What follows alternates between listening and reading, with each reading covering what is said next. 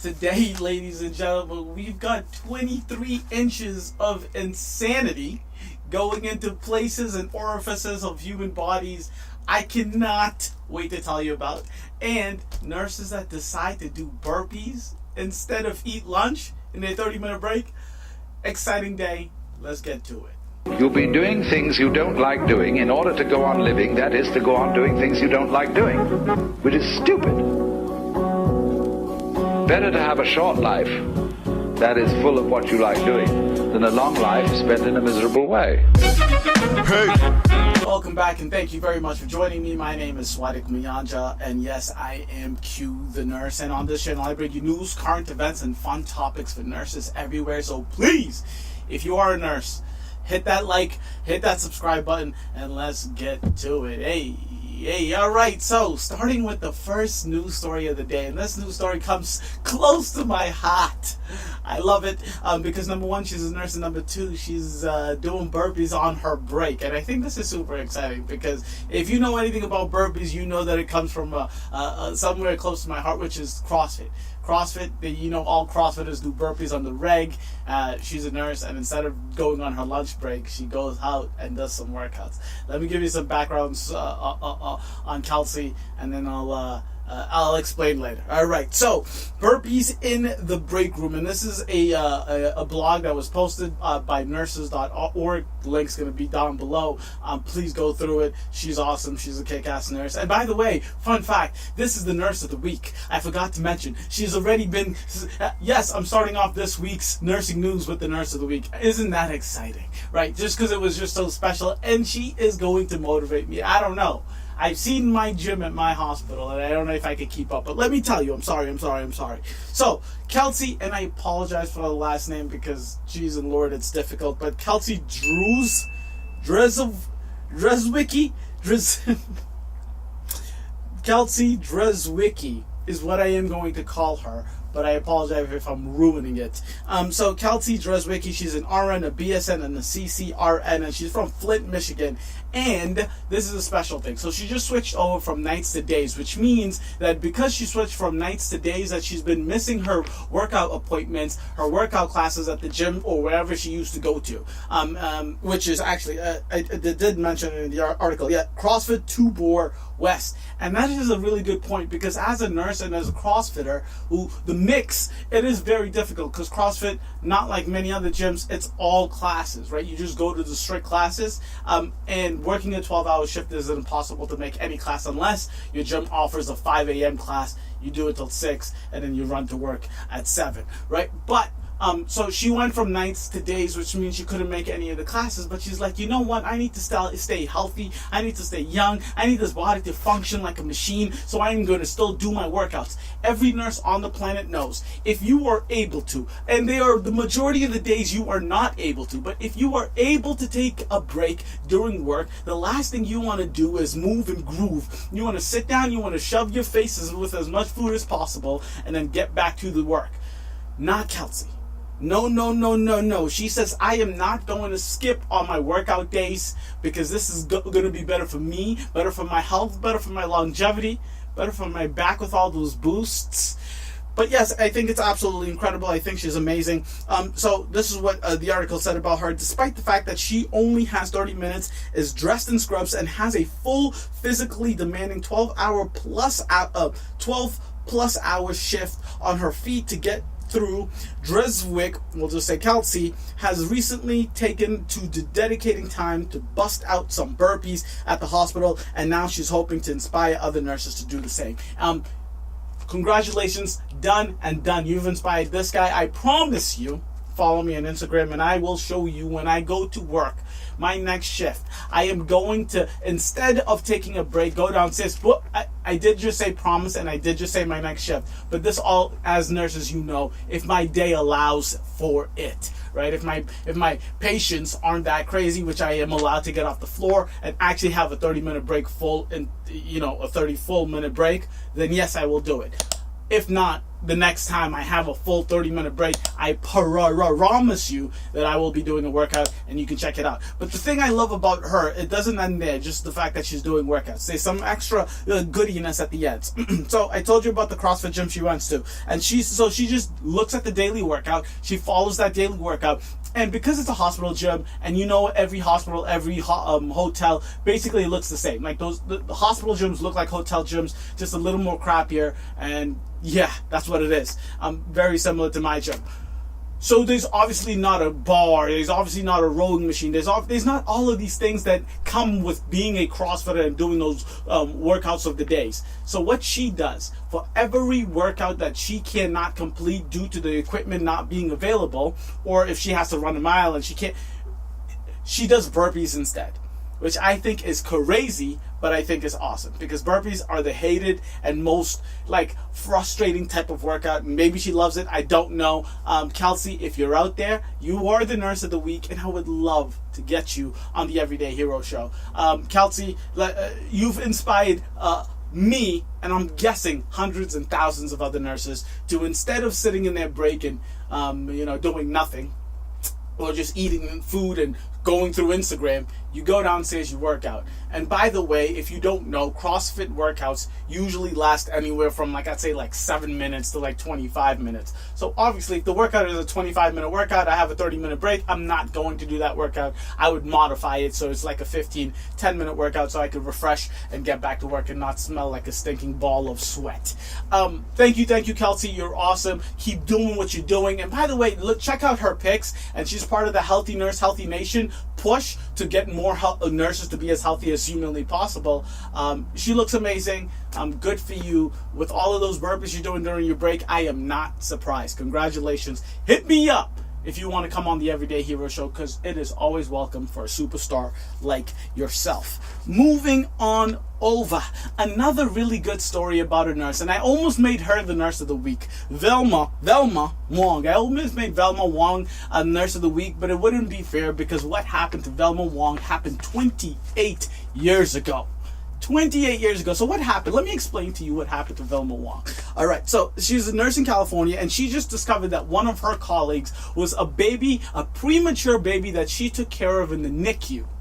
28 years ago, that premature baby is now working with her at the hospital she is at in California. I think it's amazing. Velma, this is really, really cool. I'll get to my favorite part at the end, but let me tell you.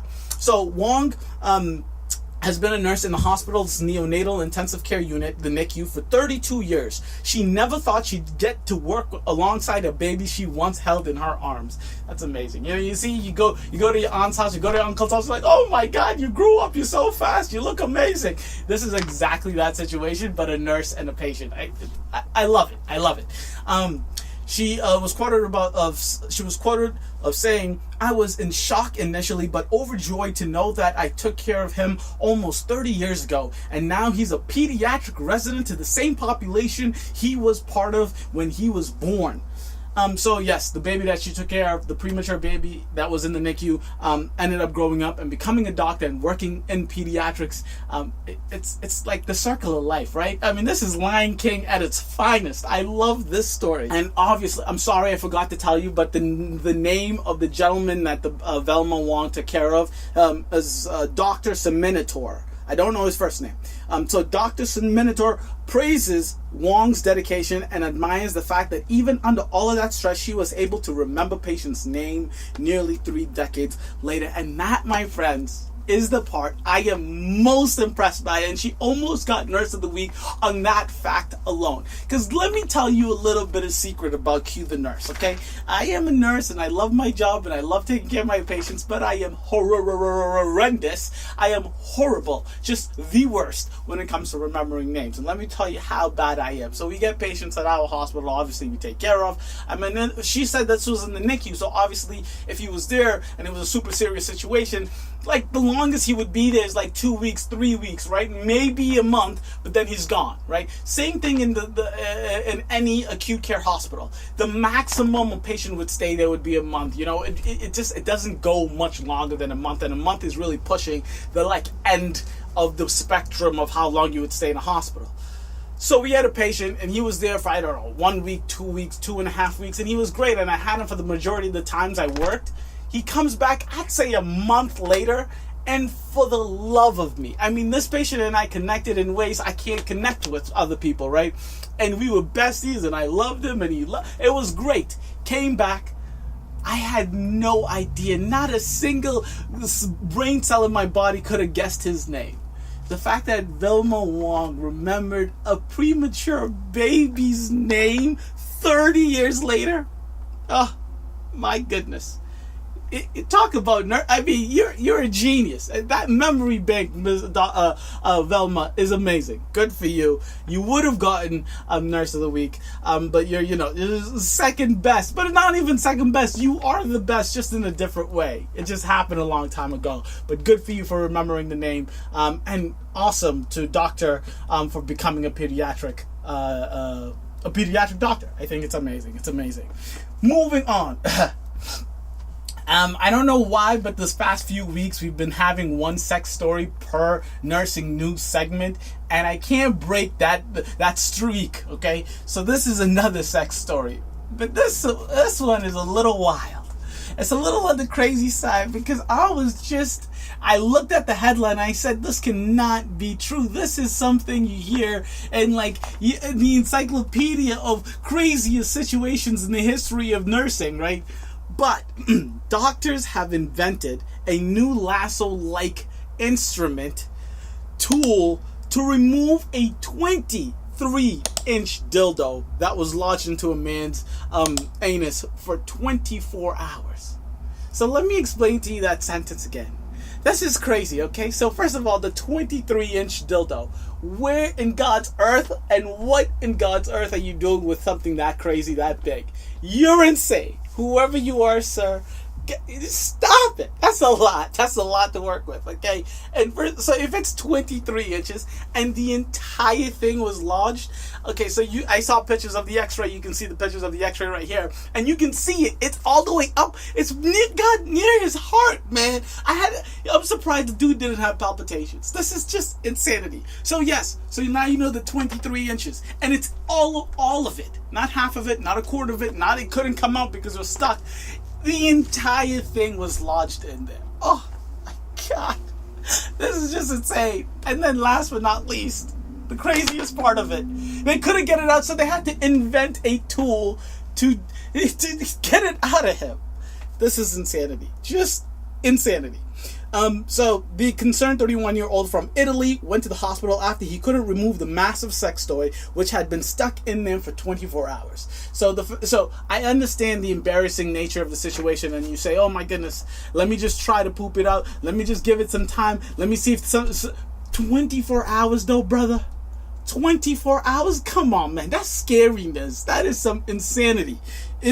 So medics in Milan were unable to get the rubber dildo out using standard methods. How often does this happen? That you have a standard procedure for removing things from someone's anus? I need to have a conversation with these ER docs and ER nurses, because some of these stories I hear are just so outlandish, but they talk about it like it's an everyday thing. I need more ER nurses on the Everyday Hero show. But yes, so standard procedures did not work. Where was it? After scratching? Yep, so after scratching their hands, the team crafted a new tool that worked like a lasso to catch the end of the dildo and drag it out, which proved to be successful. Congratulations, so I'm happy that this is the way the story ended, right? He told medics he had placed the dildo into his rectum the day before and said that it was not removable by hand. Well, congratulations. Thank you for learning your lesson. Let's not do it again. But my favorite part of this story. This guy is a trooper, right? He's a trooper. My favorite part of the story. He says, upon questioning, he admitted he was suffering mild abdominal pain, but had no other worrying symptoms. And it is true that at the end of this entire predicament, when he went home after the CAT scans, make sure that everything is working functionally, there's no issues after, clear. He's done. They pulled it out, got the lasso out, signed the discharge papers, go home. I think that's incredible. 23 inches though, take it back a couple of notches. That is insanity. Oh my God. All right, onwards and forward. another good story. I got good stories coming out the wazoo. Yeah, after my Mr. Milan over here. Good stories all the way through, and this one I love because this is not just a good story and one nurse doing one good special thing. This is moving healthcare forward as a whole to a better place and to a better situation. So what's going on, you may ask? Hospitals are ditching the outdated dress code where they refuse tattoos, neon hair colors, and piercings, and this is all happening in so the Indiana University Health System. This is awesome. So let me just tell you the details, and then I'll tell you how I feel about this situation. So the Indiana University Health System, a medical unit that includes 16 hospitals, just announced that it has retracted its former 50-page dress code for a new and streamlined 5-page document. The new policy has done away with the old rule book that stated that nurses could not have visible tattoos, body piercings, or unnatural hair colors. In favor of that is more focused on the care that an employee can provide.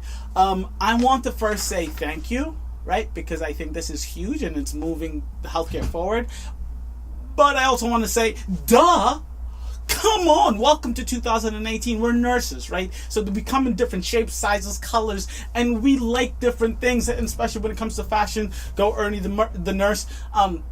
We like different things. We're just human beings outside of these scrubs. We are just like you. So if we have a patient that comes with tattoos, we don't say, you know what, I don't want to take care of this patient because I don't know if he's a good patient, a bad patient, or whoever. We take care of all the patients because patients are patients and they're human beings, come in different shapes and sizes, right? And they like different things. Some nurses like tattoos, some nurses don't. Why should that be a concern when taking care of people? It should not. So I've always had this thing against the tattoo sleeves, like how you have to cover it up or use a Mepilex to cover things up. I always found that super frustrating because it's like the hospital telling the nurses, I know you're a good nurse, but let's not show the patients, because I hated that whole thing, and I'm really, really happy that this is a step forward. I wanted this to happen years ago, but sooner rather than later is what I say. But I do want to read you this last sentence that was in this article. This is again by nurse.org. They're doing amazing work. Thank you. Go nurse.org. Regardless if there is one sole motivation for the move, inked up nurses everywhere are celebrating the change and, more importantly, highlighting the true intent of the policy change, which is to bring attention back to the patient-centered care, not what the person delivering the care looks like. I love that quote because it's everything you want, just in a nutshell. It's about the patient care. It's about the patient care. It's about the actual care that's being delivered. If a nurse is being a douchebag, if the nurse is not doing their job right, complain all you want, you moan, groan, the whole goddamn nine. If a patient looks a way that you're familiar with, or something you don't like, that has nothing to do with the care, and we don't want to hear your complaints about that specific issue. Go Indiana Health System. Congratulations. I think it's an amazing thing. Go, go, go. I hope the rest of the nation does so. To be honest, I don't know what my personal health hospital where I work at's health policy dress code is, but because I don't have any tattoos, but I'm pretty sure it's not that big of a deal because I have seen nurses that have tattoos, and I just think it's a good thing. Let's have this go throughout the country, and Indiana Health System, it's a good thing for you to lead the way if you are leading the way in that area of the USA. Moving on. So final story of the day before I do my apology tour, and that is coming up because I have an apology tour, and yes, it has to do with the question 1 here in Massachusetts. So, nurse commits suicide. So this is the sad story of the day. This is the bummer of the day. But when I say bummer, I mean like a serious topic that we need to talk about. It's a shitty situation that has happened to this specific nurse I'm going to talk about, but it's a broader picture, and it's something that we need to all together as nurses, as healthcare providers, and really as just, human beings work together so we can prevent situations like this from happening. So a nurse commits suicide due to some reported bullying at her work, and this is over in the UK. This actually happened months ago. but the investigation ended, I think, a month or two ago, and now we have the information. So let me just tell you what happened. According to the New York Post, 30-year-old Rhian Collins, a psychiatric nurse at Cefn Coed Hospital in Swansea, Wales, and a mother of two young children,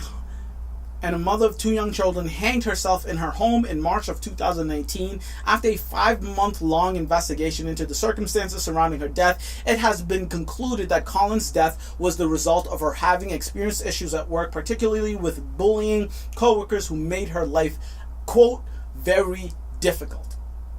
This is scary, right? This is super, super scary. You, as a nurse, you want to just give all day, 24/7, 365. But it is impossible to do so if everyone is taking from you. Everybody needs a support system. And the last thing you need is to go to work and to be fighting with your coworkers, to be bullied by your coworkers, to be afraid of your coworkers. Let me tell you a little bit more about her. So she was having, and this is quote by the Sergeant Nia Lambley, who is the investigating officer. She said, and I quote, she was having issues at work. She was being sworn at, bullied, and believed she was continually given the worst shift on the ward. This led to her becoming obsessed with her appearance, and she would go to the gym 4 times a day. And if there's gonna, like always, the link is gonna be down below. Click it and read the entire story. It's super sad. And not only was she going to the gym 4 times a day, she was just secluding herself. She was antisocial. It got worse and worse. She was taking diet pills. She was trying to make herself physically as appealing as possible because inside she was struggling. And it's so sad to think, right? Right? So I just think that this entire situation is horrendously sad, but I'm not going to just end the story like that. I'm not going to just say that's a shitty situation that happened. These are the things we can do as nurses, especially if you are in that predicament. If you are a nurse and you are afraid, or if you go to work and you feel like you're getting bullied, or you're getting the worst assignment, or you just can't relate to the other nurses on your station, in your unit, on your floor, these are the things you should do. So hopefully we don't end up in the same result. So more nurses aren't committing suicide. So more nurses aren't becoming depressed and burning out and dealing with insane amounts of anxiety.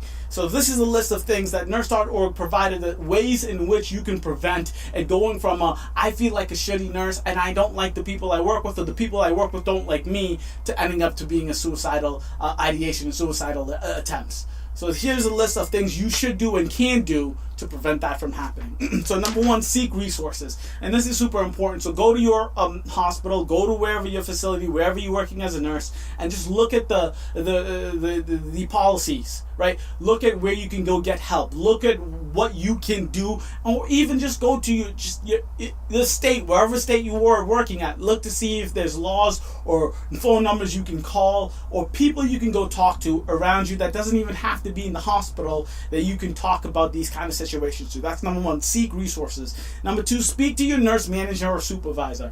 I like that this one's on here because that's the first person. So your nurse manager, your nurse supervisor is supposed to be the caretaker of the unit, to make sure that everyone on the unit, the care is being delivered fairly. I mean, the assignments are being delivered fairly, that no nurse is being bullied, that they're supposed to take care of that situation, right? So going to talk to them is a really, really good idea, because they can be like, oh, so I know you feel this way, but you have to understand that all of these nurses also feel that way. We are dealing with a difficult patient population. We'll work something out. Let's take a mental day off. These are the kind of things these nurse managers and supervisors can do. We can switch up your schedule. We can switch your days or your weekends, so you're with a different group of people, right? So there's a lot you can do if you go talk to the nurse manager. But at the same time, it's not easy to talk to your nurse manager or your supervisor. They are a higher up. You might be afraid, or you might think that your nurse manager is the one that's making the assignment, and then you don't want to talk to them. And that's okay, because there's other options. The next option right under that is talk to your coworkers.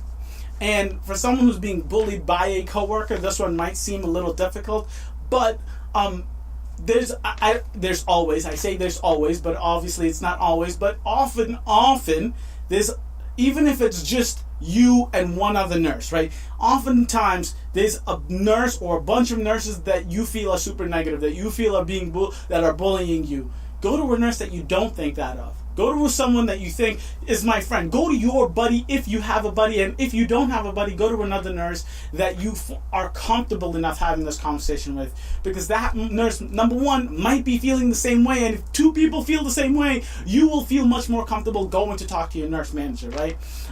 So talk to your coworkers. It's a huge help. And especially if you do have your buddy or your friend, it's really nice to air some of this stuff out, because just getting it off your chest is just step number one, because you acknowledge the problem, and number two, having someone else's perspective, you guys can work some of these out, or together you can go to the nurse manager, nurse supervisor. And then right underneath that, so if you can't talk to the nurse manager, you're afraid, you don't like to talk to them, if you feel like you're alone and there's no coworkers you can talk to, always go to HR.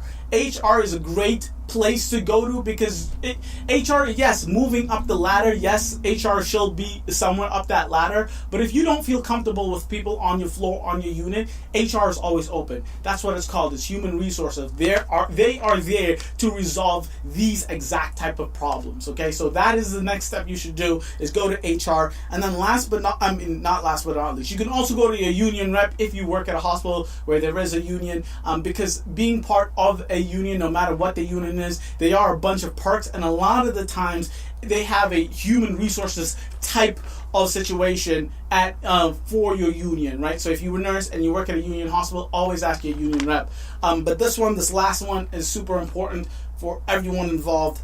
Text the number 741.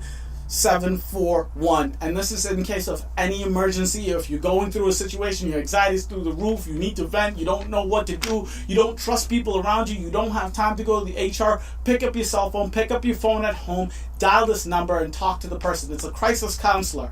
They're there 24/7, 365. Someone will be there to hear your issues. And then this one, I have to say this last one. If you have any suicidal ideation, if you feel like you're on the verge of doing something that you can't undo, 911. And I know it's hard to tell someone who's feeling this, but if you have just a lapse of judgment, even just for a second, you pick up that phone, you call 911, and you say, I cannot handle this right now. I think I'm going to end it. We'll get you to a hospital, and we'll get you the help and the counseling that you need. This mental suicidal ideation is a mental illness. It's not a problem. It's not your willpower. It's not the people around you. It's a mental disorder. So you should not feel bad about it. In fact, you should feel empowered to call 911. And you having the courage to call is a humongous step, because, like I said, the first step is always acknowledging the issue. If you know it's an issue, let someone know. If you can't let someone know, get some help. And 911 is always available. So, to wrap up, horrible what happened to Rhian Collins. Let's stick together. Let's be nurses. And the reason I love being a nurse is because I get to give so much to my patients. I love to give to my patients.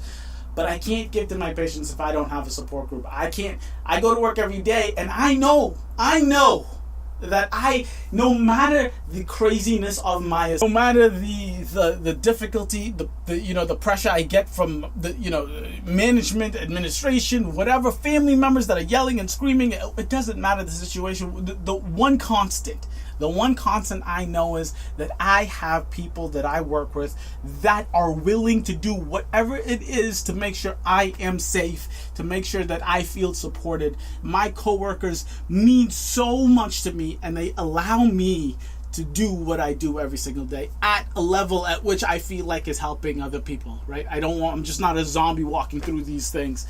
And I try to do the same. But I do have to say, I know, I'm sorry, I'm going on this rant, but I have to put this out there, right? And I'm guilty of this situation too.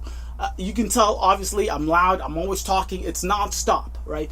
So I just want us to look at bullying or look at, nurse violence in a different light, right? Because I know when you're a nurse, and especially when you're new, and people are like, oh, I feel like you're putting a little bit of pressure on me, you're being mean, I'm not comfortable. Experienced nurses, I'm teaching them a lesson, it's no big deal, it's what we do, I talk to my best friend that way. No, thank you. And I am guilty of this. I'm always loud. I'm always making jokes. I'm trying to lighten up the mood. Maybe my definition of lightening up the mood is offensive to someone else, is hurting someone else's feelings, right? So I'm not talking to you. I'm talking with you. I'm just saying I try to be cognizant of this as much as possible. And I like to think that I can tell where people's body languages, or, you know, just they seem like, oh, this didn't sound right. But try and be supportive. Try and communicate the way you feel when you feel a certain way, especially if you think it has crossed the line. Either mention it to the nurse that has told you, mention it to your nurse manager, mention it to the charge nurse. Tell someone that the situation happened. I don't want to get anyone in trouble. I'm just letting you know that it passed the line. I just felt a little uncomfortable. That's all that needs to be said. And I love to give people the benefit of the doubt, right? I honestly believe a lot of the time it is situations like that, but no excuses. No excuses, right? I'm just saying, if you air it out, if the nurse or if the coworker of yours has said something or has done something that you think crosses the line and it is obvious the first time, then just air it out. They'll say, I apologize, won't happen again. If it happens multiple times, that's not an accident. That's not me trying to lighten up the mood. That's me being a dick, and that nurse needs to be dealt with however that hospital, your facility, deals with those situations. Thank you guys again for watching. I really, really do appreciate this. Per usual, like, comment, and subscribe. I love just talk about the commenting, because the commenting is how we have these conversations. And what's going to happen next, I'm going to put a link in the description box below, is my apology tour when it comes to the question 1. My recap of the interview I had with Nora that had to do with the question 1 ballot here in Massachusetts, which is the safe patient limits, right? So we did the interview. After the interview, I had my little rant where I screamed and moaned and yelled about things that I still disagreed with, things that I was concerned about, and I've gotten that information, and I have to clear the air. I don't want to say lied. I just misinformed the public of the situation, and I'd like to correct that. So, in the description box below, go to that video. Super insightful. I learned a lot. I brought all the statistics this time, so it's just not me talking about my feelings. It's me bringing you the facts and telling you the actual truth. So, thank you again for watching. Like, comment, subscribe. I'll catch you guys next week for nursing news. Deuces.